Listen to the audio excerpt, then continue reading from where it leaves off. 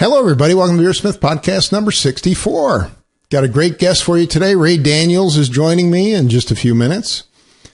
Don't have any big announcements today. Continue to work on BeerSmith homebrewing software. Both desktop and mobile versions are available now. So I encourage you to get those. And now, without further ado, let's jump into this week's episode. Today on the show, my guest is Ray Daniels. He's the author of Designing Great Beers, as well as style books on brown ale and smoked beers. He's edited more than 24 brewing books as director of Brewers Publications. He's currently the founder and director of the Cicerone certification program, and he's a senior faculty member at the Seibel Institute. Ray, it's great to have you on the show. Thanks. Glad to be here, Brad. I've been trying for a couple of years to get you on here. Yeah. Well, what can I say? You're a busy man, but we're really happy to have you. You're very well recognized for designing great beers, which is probably one of the top selling beer books or homebrewing books of all time. What makes great beer in your opinion, Ray? Oh man. I think if the drinker loves it, then it's a great beer. And that's certainly a part of it. The beauty is in the eye of the beer holder, ultimately. Certainly as a home brewer, if you love your beer, then it's a great beer. If other people love your beer, then that's even greater. And of course, that's really what we'd all like to accomplish. Brewing is so much more fun if the people around you are loving what you're doing as well. And certainly designing great beers was designed to help people make good beer and to be able to share their beer with their friends and have it be really great, have it be loved. And just about everything I've done since then has been trying to make great beer and help consumers enjoy great beer all along the way. But let's see. I mean, the question is, what is a great beer? And I think there's a pretty huge range there. There was a time when I thought a nice IPA was the only thing that was worth drinking, or at least the first thing I wanted to drink on any given day. And when I thought sour beers were utterly undrinkable. Mm-hmm. And these days, when I go home, in fact, I just did it last night, dug around the fridge and said, we're out of sour beer. I got no goose. I got no creek. So I've been walking around the office today thinking, all right, where am I going to go this afternoon that I can pick up some goose to take home for my supply? I'm about due for a sour update here. Tough to get. Yeah, so certainly my tastes in beer have evolved over time, and I think that's generally true of most beer lovers. Not too many people who enjoy homebrewing and who enjoy craft beer start out loving one particular kind of beer and stay with that kind of beer forever, throughout their drinking career, if you will. Tastes do evolve. And certainly, the way that styles are being brewed has evolved over time. And so we want different things. And that's part of the great thing about being a home brewer is just when you got, your favorite style dialed in and you really know how to do that, then your tastes start to change and you want something different. And now you got a new challenge to try and go out and brew and see if you can master that new style. Well, it's kind of like we go to, I know you go to the Homebrewing Conference or the National Homebrewing Conference, and they have Pro Brewers Night, which is usually really, really good, a lot of good beers. And then the next night they have Homebrewers Night, which is often even better. Yeah. Because just the variety of things you can find and the styles and the flavors is amazing. Yeah, absolutely true. Well, let's talk about homebrewing for a minute. Your book, which is one of my favorites, my personal favorites, starts with a discussion of ingredients and techniques. And I was wondering, what advice you might have for those who are just starting out in homebrewing, or just starting out, say, designing their own beers for the first time. Well, I mean, and I think we can sort of go do both of those things. And I think that anytime you start out something new, you're excited about it, you're interested in it, and you want to sort of, move real quick to get to the ultimate, the specialist, the masterful sort of level of achievement. But I think the biggest mistake that people make in brewing, as well as, in other things that they're trying to learn and skills they're trying to master, is trying to do too much at one time, trying to tackle too many new things all at once. And certainly, when I started brewing, my first beer that I made was nothing but, a can of extract with some dry powder extract added to that and some dry yeast. And that was it. Yeah. And, for a first beer in 1989, that was still a pretty good beer compared to the stuff we were buying at the store and getting in restaurants. And the next batch I did, I was going to add a little specialty grain to it. So I took 1 pound of pale ale malt and I toasted it in the oven at 350 for 20 minutes and ground it up and used a grain bag and soaked it in my water and then it added malt extract and dry yeast and made a beer. Actually, we did add some finishing hops in that next beer as well. So we did maybe more than one thing, but some pretty simple little steps there moving along. And that beer was, when that beer was finished, I tasted that beer and my friends tasted that beer and we kind of looked at each other and said, "Oh my God, this is the best beer like I've ever had." And again, in 1989, it was pretty darn good beer. Right. It was a lot better than a lot of the stuff we were able to buy in stores and bars, and it was definitely an exciting thing. And that beer really, there was no turning back after that. Before that, it was kind of like, this is fun, we'll do it on a lark. But after tasting that beer, it was like, whoa, there's something here, and this is going to be a part of what I'm doing and what I'm about for a while. Little did I know it was going to be, 20 plus years, but knew that it was going to take some of my time. So I think, going in small steps, doing one thing at a time is really key and important. And I think when you first start out, there's this temptation to brew every single style. I want to make a Kolsch, I want to make an Alt, I want to make a Weizen beer, and just bam, bam, bam through them. Well, I don't know if you've had this experience, but I also try to put everything in every recipe. Well, yeah, that's the thing. Yeah, exactly. Oh, I heard of this new ingredient. Let's put that in. Oh, I heard this other new ingredient. Let's put that in too. And then you get finished with the beer, and it's like, what's that flavor in this beer? And because you put 6 different things in for the first time, you have no idea which one of them gives you that flavor. Right. So yeah, and I probably I was not as disciplined, at that point. Once I got the brewing process down and got my all grain fired up, after about a dozen batches, I was capable of doing all grain reproducibly and making decent beer that way.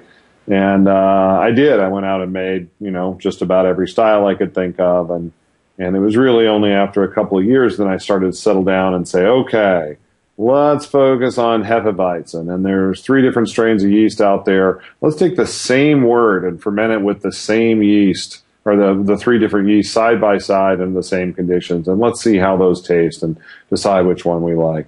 And let's do some hop tests. Take the same mash, take the wort from the same mash and brew it with 3 different hops and see what those hops taste like. And really start to understand your ingredients and where the flavors are coming from. And, ultimately that's what a masterful brewer does and how they think about beer. And that's always a challenge for everybody, is to learn how to think in flavors rather than just in words on a recipe form. Well, I know in the second half of your book, you start going into various styles and start doing, did a detailed analysis of quite a few recipes in order to come up with some reasonable percentages and so on. Do you really think taking the stylistic approach is the right approach for people that are just just looking to design beers? It's a good starting point. And the reason is this, styles are, we use styles as a way to describe a complex set of sensory attributes. Mm-hmm. And same way we do with dogs when we talk about breeds of dog. Somebody says, "Oh, I got a dog. What kind of dog do you have?" "Well, I got a beagle." All right, right away, you know what kind of dog I have. You know how, its basic dimensions, how tall it is, how long it is, how long the ears are. If you know beagles, you even know what kind of noise they make. You may know something about their disposition.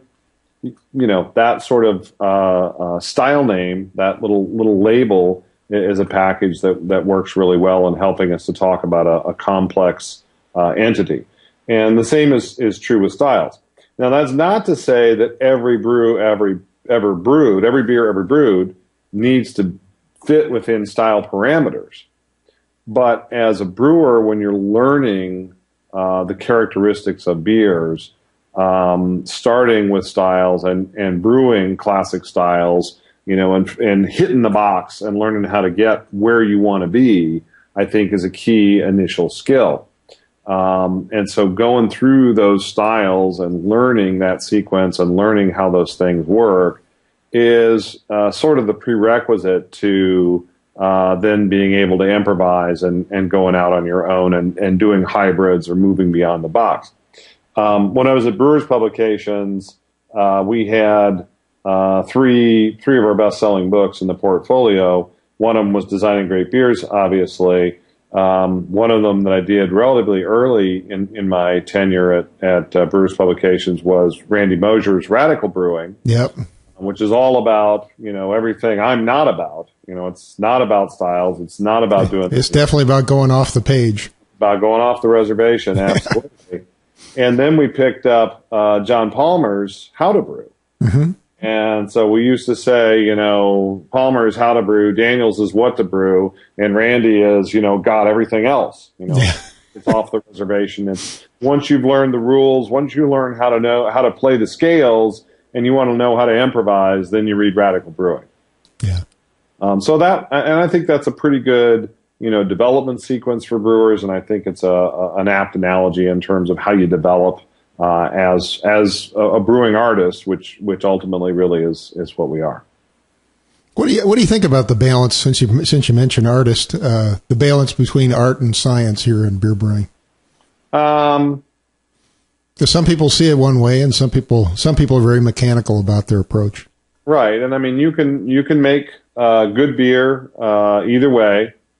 If you're an artist and you're doing what you feel, you may make a great beer every now and then and decent beer regularly, but your ability to make good beer routinely may be somewhat hampered by your lack of attention to detail and process. And if you're a scientist or an engineer approach, you can probably make good beer consistently by following other people's recipes and playing by the rules. But you may never make that great beer that somebody is going to say, "Oh my God, I've never had a beer like this before. What is this? How did you do it? That's really amazing." And so I think it does take a little bit of both to reach the apex, to get the absolute top of that great beer mountain. And one of the sort of collaborations or partnerships I've had throughout my brewing life has been with Randy Mosier. Mm-hmm. And Randy is trained as a graphic artist, but is one of the most accomplished craftsmen, almost engineer types, that I know, welds stainless steel, designs electronic circuits, builds pretty much anything and everything you can imagine, and makes amazing beer because he brings both art and science, certainly understanding of science and mastery of art to the process. Well, I have this theory that says that a lot of the dialogue that we've had, particularly in the 90s, was driven by the scientists and engineers who had access to the internet at the time. Well, yeah. And drove perhaps the homebrewing industry to a much larger degree than, say, the winemaking industry or something like that. Well, and I think, coming from a technical background, if I'd say, which is going to be successful more routinely, the engineering approach or the artist approach, I'd say the engineering approach is probably going to make good beer more frequently. But I think if you really want to go beyond the mechanical reproduction of previous things, then sure. you on that. I also think it's a fallacy to say that engineers are not creative. No, I wasn't saying that at all. Yeah, but I think a lot of people do think that, and indeed, engineers are just artists who are working in a different medium. They have to learn the tools of their trade and the rules and the mechanisms by which things work, so that they can bring to life things that have not been previously thought of or previously done. Just as an artist has to learn their materials and methods in order to produce the things that they want to produce. Some of the most creative people I know are certainly engineers and technical people. Yeah, I just think it's interesting that a lot of people that drove the discussion, drove the homebrewing area, are engineers and scientists. At least that's been the case over the last 15 years, I think. Yeah, there's always been a strong correlation between homebrewing and technical, computer competence, for sure. Sure. So, Ray, how do you actually go about designing beer today? What's your approach? Oh man, I kind of have two processes, and there's not. First of all, there's not many things I want to make 5 gallons of these days. I mean, there's so much variety in beer, and I need to keep up with what's going on in the commercial world. And we've even had, kegs at the house. And I get a keg in the house, and I sort of come home and I look at it and I think, well, I should drink that. But do you mostly drink commercial beers now? Yeah. I really. Well, so here's the thing. People ask me, do you still homebrew? And I said, it turns out that you have to be home to homebrew. And so that's always been one of my, well, not always, but the last several years has been one of my challenges. I started traveling a lot when I was working for the Brewers Association. Right. At that point, I was spending about a third of every month out in Boulder, and traveling some of the rest. Right, because you live in Chicago, right? Yep. And then, since Cicerone has gotten going, I'm on the road a tremendous amount. Sure. So it has been a lot tougher. But I have brewed. It's been about a year and a half since last batch I brewed. And typical my processes these days, I have sort of a casual process and a formal process. And kind of differs in the way I do my calculations. If it's a casual process, I have a couple of these old Randy Mosier circular slide wheels. They're called Dr. Bob Technicals Wheel. I remember those. And Wheel of Hops, I think it is. And they're literally circular slide rules where you can dial in your batch size, how many IBUs you want, or how many ounces of the hop, and what the boil time is, and what the alpha acid content is, and it'll tell you how many IBUs you're going to get out of that addition. And so you can flip the hops through real quick. And same thing with the malts. As long as you're making a relatively simple recipe, 2 or 3 malts, boom, you can figure out the extract real quick and just okay, good. We have software now that does that, though, Ray. Yeah. But then that means I have to remember where the software is and how to use it. No. I think what I meant is more, what's the approach you would take? Let's say you're going to sit down with a piece of paper today and design a great IPA or a great stout or something. What kind of approach would you take? Not necessarily the mechanics of it. Well, yeah. I mean, I guess, the malts or the grain bill is either something I know innately or which, you go and read Designing Great Beers and say, okay, here's what it is. Mm-hmm. Presumably what hop flavors you like, what hops you like. Or what hop you want to experiment if there's a new hop you want to work with. I think one of the big questions, particularly for an IPA, is balance. Where are you going to set that bitterness point? West Coast IPAs are pretty dominant these days. And, there's a bunch of them I think are just really great and really well made. Certainly, the Torpedo IPA, the Lagunitas IPA, Avery IPA, just all really well made, very sharp, fine examples of the style. But all three of them are kind of one and done beers for me on a daily basis. It's not a beer I'm going to sit down and say, finish the first one and say, wow, that was so good. I really, no matter what else is available, I just got to have another one, because for me, the bitterness is a little higher than I, would like it to be. Yeah. I'm more of a Bell's Two Hearted guy, where they were sort of the first, they were the second IPA I really fell in love with. But that's a beer with huge Centennial hop flavor and aroma. It's a single hop beer. Mm-hmm. Almost sort of juicy fruit, chamomile character in addition to some grapefruit. And but the bitterness is really, really low. And so you get all that hop flavor and aroma up front, but a lot of sweetness at the end. And it's a very Moorish beer. What Michael Jackson used to talk about, that Moor factor, a Moorish beer.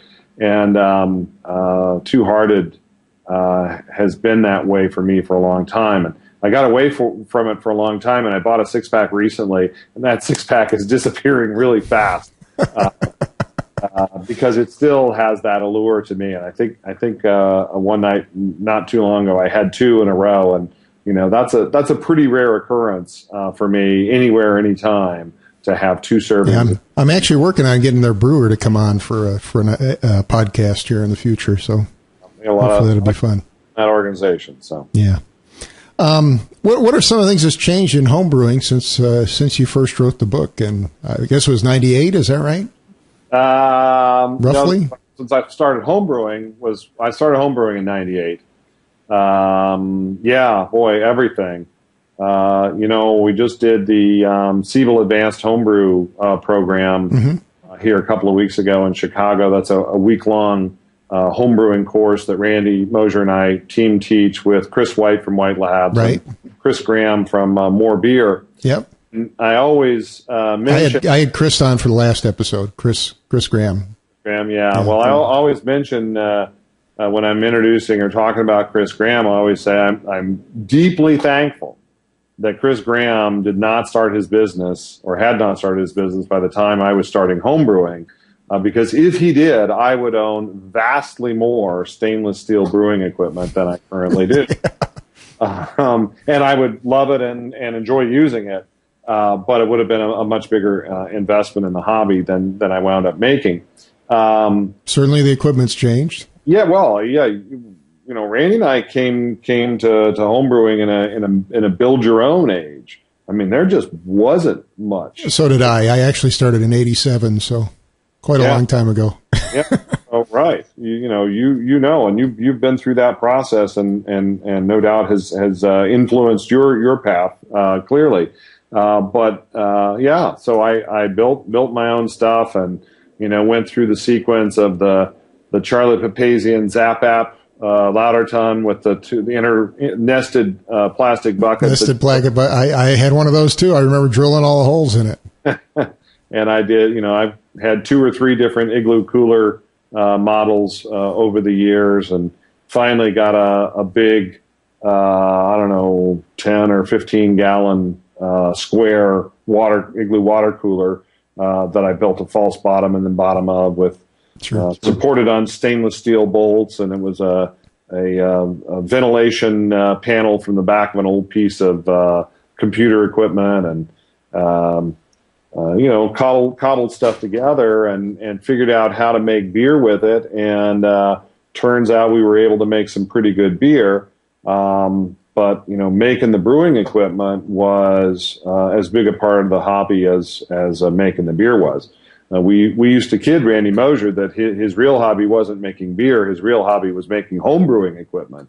Because every week or every month, it seemed, he would have something new and different he was building for doing his brewing with. So that's really the biggest difference, is the availability of high quality equipment. and the opportunity to invest vast sums of money in your homebrew hobby. I don't know about you, but I've also noticed a big difference in ingredients. The quality of what was available in, say, 1987 versus today, pretty vastly different. The first homebrew shop that I bought ingredients from was a shop called Brewing Beer in Chicago, and the proprietor was a smoker, and this was before the times when it was illegal to smoke indoors. So he used to stand there in the shop and smoke all day, and we used to joke that all the malts at Brewing Beer were smoked malts.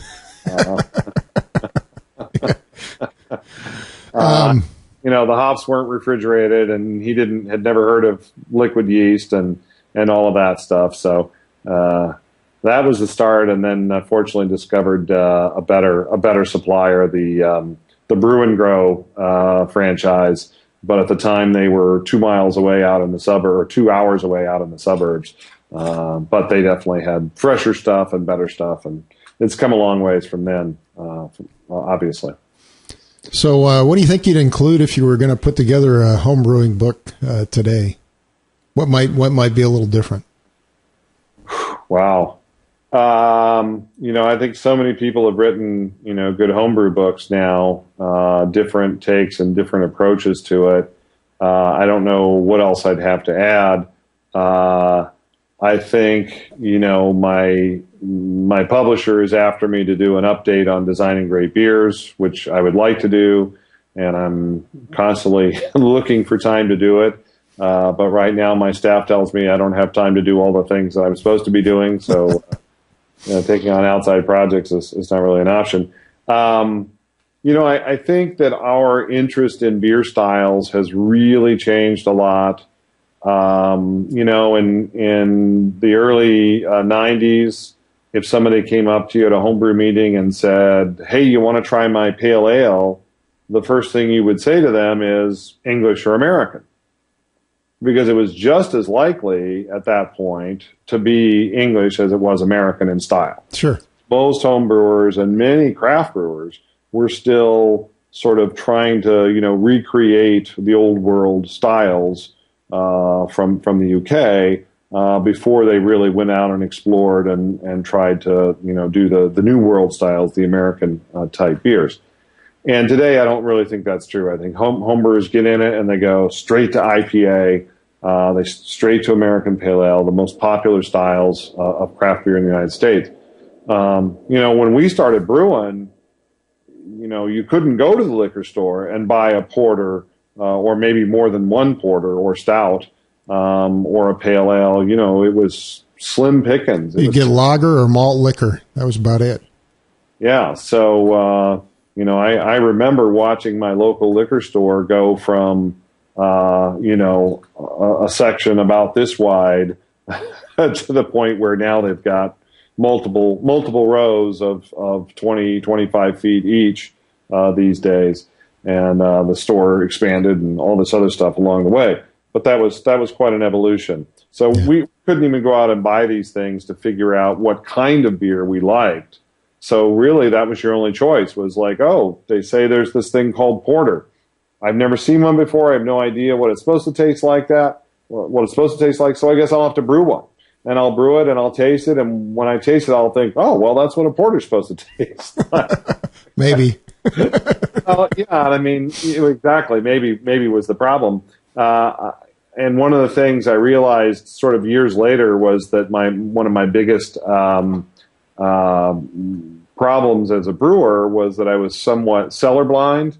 I tended to think that if I brewed it, then it tasted the way it was supposed to taste, and that it tasted great because I knew how I had done it and what I had done, and that I'd done the right things, and therefore it must taste the way it was supposed to taste. But if you'd given me that beer, a blind tasting and a judging, I would have, had a much more objective and appropriate analysis of the same beer. So that's definitely one of the things that's changed, is we have more points of comparison outside of our own home brewing that are close enough to what it is we're really trying to do, that it gives us a much better sense of how close or far from the mark we really are. And that's certainly very different. Well, I know for your book, you also did a lot of work with commercial beers. Mm-hmm. And I was just wondering what your thoughts were on how commercial brewing's evolved, and maybe even say a few words about how it differs from home brewing today. Well, I know you work with a lot of commercial brewers now, right? Right. Well, yeah, absolutely. I think that commercial brewing has come a long ways as well, and it's sort of a lot of the same things. That equipment producers have started producing equipment for craft brewers, and good equipment for craft brewers. In the 90s, craft breweries were finally being supplied by companies that actually had product lines dedicated towards craft brewing, and they were making purpose-built vessels for brewing, albeit with a variety of compromises, because you couldn't really afford to make the investment in all the things that you really should have had or wanted to have in a vessel of that size. Rakes in a lauter ton. You didn't put rakes in a 10-barrel system, in a lauter ton for a 10-barrel system. You wanted it raked or stirred. You got in there with an oar, with a rake, and you did it. Yeah, exactly. The good old-fashioned way. The thought of anybody buying a brewing system from one of the classic German suppliers was foreign to everyone's mind. And these days, craft brewers are buying systems from Germany left, right, and center, and we're seeing those things come over on the boat almost on a monthly basis at this point. So that definitely has changed tremendously. The supply industry has grown up and become more focused on craft brewing as well. The Hop Union, as a hop supply company in Yakima, broker, was really the first to focus on craft brewers and begin to sell specifically to craft brewers and court the craft brew business. And others have followed suit and done a really good job with that as well. But you remember back in the old days when you could only buy malt by the rail car load. Yeah, or you had to get a 5-year contract out to get hops, right? Right, exactly. So things have changed tremendously, obviously, in those times. And the laws have continued to evolve, oftentimes to make it easier for people to get in and do things. I'm sitting right now in my office in Chicago, and the building across the street is the building that Randy Mosier and I tried to start a brewery in about 1997.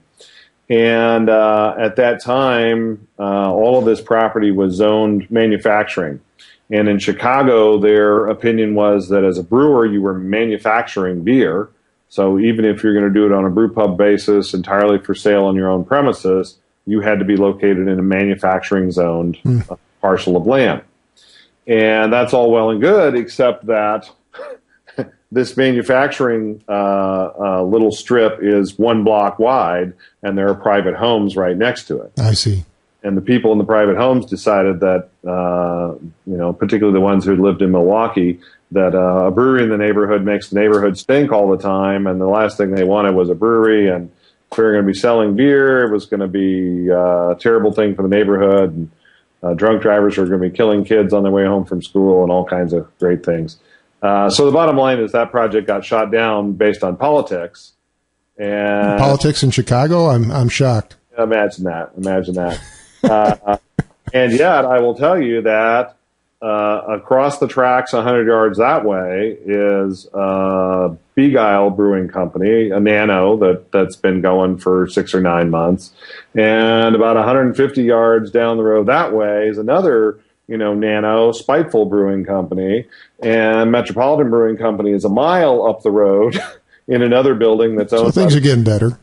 Yeah, so it's really changed, and zoning changed in Chicago finally, and so forth. So many things have changed. I think I haven't quite reached that state of bitterness where I feel like the new people in the industry don't appreciate those who came before them. But I will say that I hear that from people of my vintage with some frequency. That we plowed a lot of rows that people are coming along now are able to capitalize on. I'm very happy to say, as of July, it's actually legal to brew everywhere in the United States now. Yep. For the first time in, I don't know, 80 years or something like that. So that's a huge thing too. Great development. How's designing good beer for commercial industry a little bit different than say home brewing? I'd say your the capacity for mistakes is lower. Certainly, as your batch size goes up, the tolerance for quirkiness goes down. I know I get upset when I have to drink 5 gallons of beer I don't really like. I can't imagine, consuming 1,300 gallons of it or something. Yeah, exactly. And sort of depending upon how broad your audience is, that's your success in getting consumers to drink your mistakes may be greater or less. But yeah, that is sort of one of the things about the brewpub business model is it's one of the few businesses where you get your customers to drink your mistakes. Breweries in Germany, by the way, have a great solution for problem beers, brew pubs. They just send it down to the local distillery and have it made into schnapps, and they put it in fancy little bottles. And at Christmas time, everybody buys shots of schnapps at the brew pub. So I think that's a pretty good model. And given all the distilleries we have starting up these days, that we may see more and more of that in the U.S. Interesting. I think commercial breweries are being more patient these days about making good beer. I think that commercial brewers, people getting into commercial brewing, more frequently have substantial experience as home brewers and have mastered their materials and really understand what it is they're getting into. And so they're less apt to make, a big mistake. And those who do want to continue experimenting are more likely to have a little, half barrel or 1 barrel system. Pilot system, yeah. Yeah, at the brewery where they can pilot, where they can experiment. And a lot of places still have a pub. Deschutes has got a pub. Goose Island has got a pub. Many places have got a brew pub where they are brewing on a smaller system, where they can make mistakes. They can experiment. They can try something and see how it turns out. And if nobody likes it, then it's gone before too long. And if everybody does like it, then, hey, maybe that's something we want to consider making at the bigger brewery at a production scale batch. I think that all works really well. And I think that, all works in the vein of craft brewing, which is very much about both flavor and diversity. And I see all of that supporting itself and continuing to be a part of our beer culture. So that's good stuff. Well, Ray, you've been working, I think, for the last 6 years on the Cicerone program. Right. And I was wondering if you could spend a few minutes telling us what that's about. Well, in a lot of ways, it's about bad beer, or specifically trying to reduce or eliminate our experience with bad beer. I was going to say, I know how to make bad beer. Yeah, well, I've been doing it for years. It's not the making it, of course, that's the biggest problem. The biggest problem is when the brewery makes good beer, but it's not good by the time it gets to the consumer. Right. And that's the really sort of sad occurrence. And other occasions when there's good beer there, but the server doesn't know enough about it to get the consumer, connect the consumer with what it is they're interested in having. So, I ran a pretty good sized beer festival here in Chicago for a number of years, and went to professional brewing school at Siebel and also did courses at Harriet Watt for a while. And there's a lot of stuff I learned about beer. And yet when I was working with the industry in the 2000s and traveling around a lot, I saw a lot of bad beer. I saw a lot of servers who didn't know what they had. I saw a lot of beer bars who didn't understand that beer could be bad. You know, I didn't really understand this myself until I went to Germany.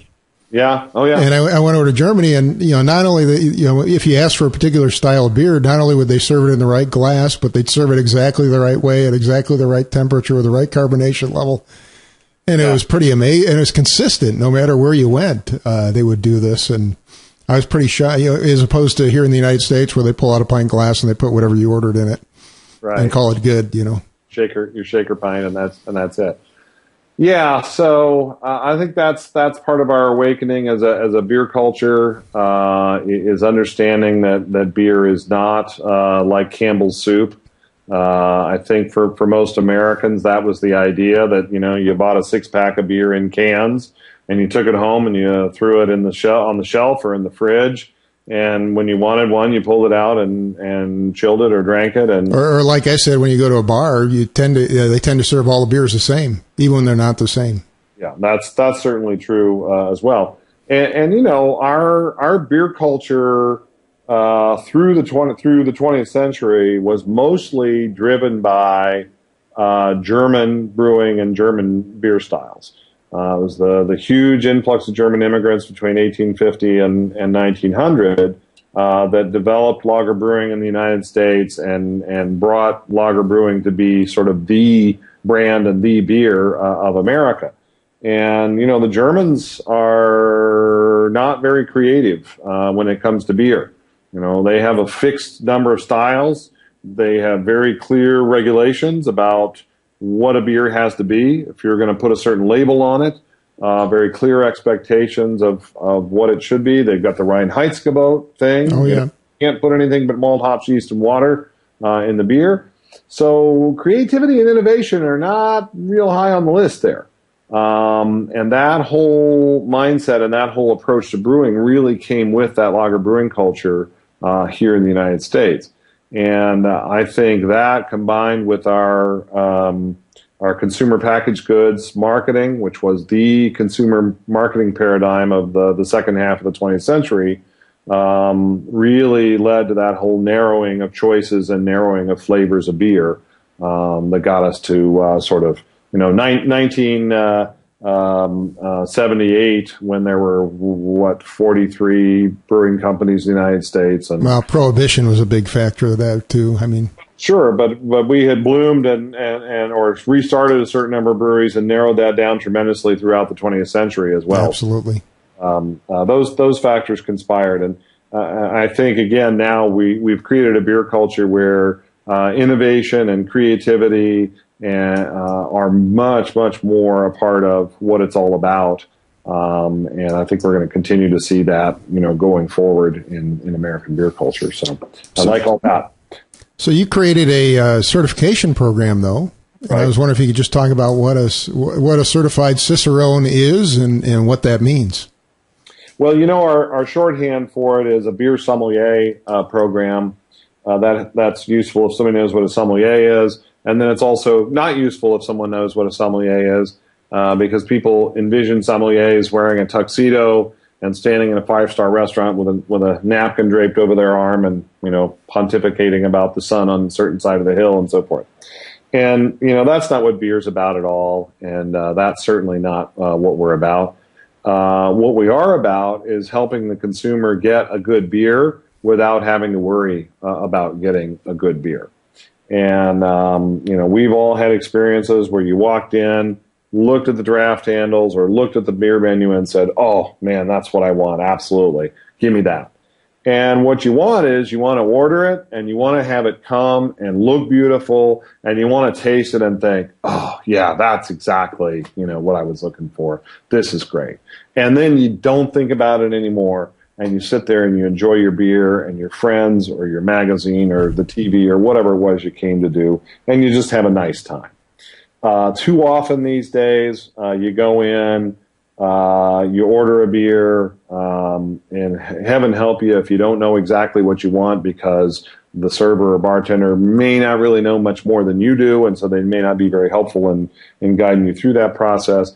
And then you order it, and it comes, and it's like, wow, that kind of tastes funny. You know, I don't remember this beer tasting like that before. And if you know a little something about beer, you're like, yeah, that's kind of sour and buttery, and yeah, those flavors really should not be here in beer. And you find out they never clean the keg lines, right? Yeah, exactly. So all of those things. So, you know, we want beer to be a simple, enjoyable experience for consumers. But in order for that to happen, the people from the brewery to the bartender and waitstaff need to know what they're doing. They need to know a lot about beer and how beer works, because ultimately beer isn't simple. You know, there's a lot that goes into getting beer right. And so the people whose business is serving beer need to know enough to be able to do that properly, to be able to present that beer correctly. And so that's what we're trying to get through to people with. And we are a certification system first and foremost. We give certification exams. If you pass the exam, you get the certification. We don't care how or where you got the knowledge. We do offer some training ourselves, but we do not require people to take training from us. Mm-hmm. There are a lot of programs out there that basically give you a class, and at the end of the class, they basically give you an exam on all the things they taught you in their class.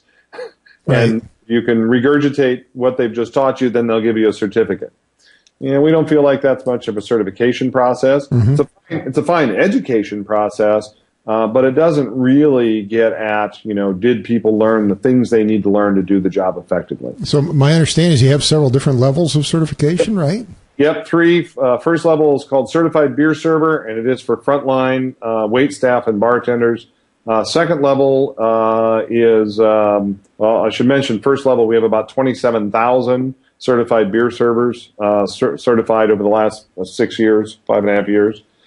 Second level is Certified Cicerone, and that's, you know, the equivalent of a beverage manager or beer manager at a bar or restaurant, mm-hmm. a craft beer salesperson for a beer distributor or for a brewery, somebody who's out representing beer brands to retailers and the public.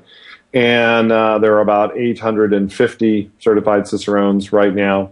And then Master Cicerone is, you know, the highest possible level of knowledge and expertise about beer, both in terms of tasting and in terms of intellectual knowledge about beer. And there are at this time 7 Master Cicerones in the world. Yeah, the Master exam is a two-day exam, all essay. You know, no fill in the blank, no multiple choice. No multiple choice. And there's 4 oral exams by master examiners, including a hands-on draft system troubleshooting section and some things like that. So we put them through the ringer on the master exam, and the pass rate on the master is about 10-11% each time we run the exam. Well, we're getting near the end of our time, but I'd like you to maybe try and tie it all together for us. You know, home brewing, commercial brewing, your Cicerone program. How does it all work together and make better beer for us? Well, I mean, we're just really lucky to be living in a time of great beer. You know, in Chinese, one of the great curses in Chinese is "May you live in interesting times." Because it sort of intimates upheaval and change and, you know, challenges that you're going to have to deal with in your life. But I think in this case, we have lived in interesting times for beer, and it's been really wonderful and delightful. People often ask me, why is beer doing so well? And, you know, the answer, I've had a variety of answers over the years, but I think my favorite one right now is that it's not about beer. You know, it's really about food in general, food and beverage, about gastronomy. Certainly in my lifetime, there has never before been a period when American consumers were so interested in what they were eating and what they were drinking and where it came from and how it was prepared and what the variations in flavor, texture, appearance were that could be produced by different methods of preparation. The whole celebrity chef phenomenon, you know, is a phenomenon of the 21st century. And so there's just this huge interest in food and gastronomy, and beer just happens to be one component of it that's very accessible to individuals. To make good wine, you have to have great grape juice, but you can make great beer from pretty ordinary, home brewing ingredients. Malt, yeah, you'd like to have good malt, but good malt's not hard to come by. So it's a pretty accessible art for citizen brewers, for people who are just interested in food and beverage as a hobby. And so that's one of the reasons that there's a lot of interest in home brewing. We're seeing more women in beer classes and so forth, more women in brewing classes, including professional brewing classes. And I think, again, that's all part of just a larger interest in food and beverage and gastronomy in American culture right now. And, thank goodness we're in the right place at the right time, and fortunate to be living in the good type of interesting times. Absolutely. Well, Ray, is there anything else you'd like to add? Oh, I don't know. Haven't I told you all my stories yet? Quite a few, but really appreciate you being here. Well, glad to do it, and hopefully it's useful and interesting stuff for everybody out there who's listening. Yeah, I hope we can have you on again soon. Again, today my guest is Ray Daniels. He's the author of Designing Great Beers. He's also a former editor of Brewers Publication, or director of Brewers Publications. And he's now the founder and director of the Cicerone Certification Program. Thanks, Ray. Hi, Brad. Good to be here. Thanks very much. Well, a big thank you to Ray Daniels from the Cicerone Program joining us today. Really appreciate him being here. I'd like to remind you, if you haven't signed up for our newsletter, you can go to BeerSmith.com on the right side and sign up, and we'll send you an article on homebrewing every single week. I'd like to thank you for listening, and I hope you have a great brewing week.